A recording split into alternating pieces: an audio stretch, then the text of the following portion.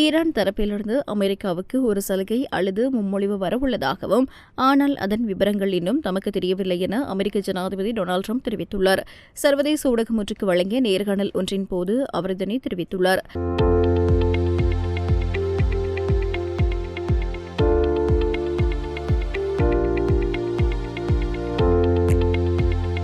இதுகுறித்து அவர் மேலும் தெரிவிக்கையில், அவர்கள் ஒரு முன்மொழிவை வழங்கி வருகின்றனர்.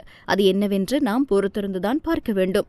உலகளாவிய எரிசக்தி விநியோகத்துக்கு மிகவும் முக்கியமான பாரசீக வளைகுடா நீர்வழியான ஓர்மோஸ் நீரிணையில் அமெரிக்கா இந்த மாத தொடக்கத்தில் நேரடி ராணுவ முற்றுகையை நடைமுறைப்படுத்தியது.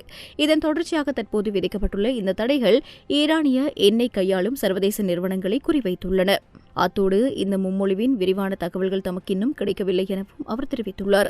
ஈரானில் யாருடன் அமெரிக்க பேச்சுவார்த்தை நடத்தி வருகிறது என்று அவரிடம் கேட்கப்பட்ட போது, அதை நான் இப்போது சொல்ல விரும்பவில்லை எனவும், ஆனால் தற்போது அதிகாரத்தில் இருப்பவர்களுடன் நாங்கள் பேசி வருகிறோம் எனவும் ட்ரம்ப் பதிலளித்துள்ளார். இருப்பினும் முன்னதாக ஈரானிய தலைமைக்குள் நிலவும் நிச்சயமற்ற தன்மை பேச்சுவார்த்தைகளில் சிக்கல்களை உருவாக்குவதாக சுட்டிக்காட்டப்பட்டுள்ளது. இதேவேளை பாகிஸ்தான் தலைநகர் இஸ்லாமாபாத்தில் அமெரிக்காவுக்கும் ஈரானுக்கும் இடையே எந்தவொரு சந்திப்பும் திட்டமிடப்படவில்லை என தெரிவிக்கப்பட்டுள்ளது. குறித்த விடயத்தை ஈரானிய வெளியுறவு அமைச்சகத்தின் செய்தி தொடர்பாளர் இஸ்மாயில் பாகி தெரிவித்துள்ளார். இதுகுறித்து அவர் தனது சமூக வலைதள பக்கத்தில் பதிவொன்றை இட்டுள்ளார். குறித்த பதிவில் மேலும் தெரிவித்துள்ள அவர், ஈரானின் கருத்துக்கள் மற்றும் அவதானிப்புகள் பாகிஸ்தான் தரப்புக்கு மட்டுமே தெரிவிக்கப்படும் என தெளிவாக குறிப்பிட்டுள்ளார். அமெரிக்க தூதுக்குழுவும் பாகிஸ்தானில் தங்கியுள்ள சூழலில் இந்த நேரடி சந்திப்பு குறித்து மறுப்பு முக்கியத்துவம் வாய்ந்ததாக கருதப்படுகிறது.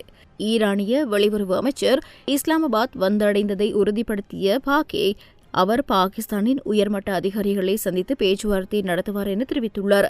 அமெரிக்காவால் திணிக்கப்பட்ட ஆக்கிரமிப்பு போரை முடிவுக்கு கொண்டுவரவும், பிராந்தியத்தில் அமைதியை மீண்டும் நிலைநாட்டவும் பாகிஸ்தான் மேற்கொண்டு வரும் தற்போதைய மத்தியஸ்த முயற்சிகளுக்கு இணங்க இந்த சந்திப்பு நடைபெற உள்ளதாக அவர் விளக்கம் அளித்துள்ளமை குறிப்பிடத்தக்கது.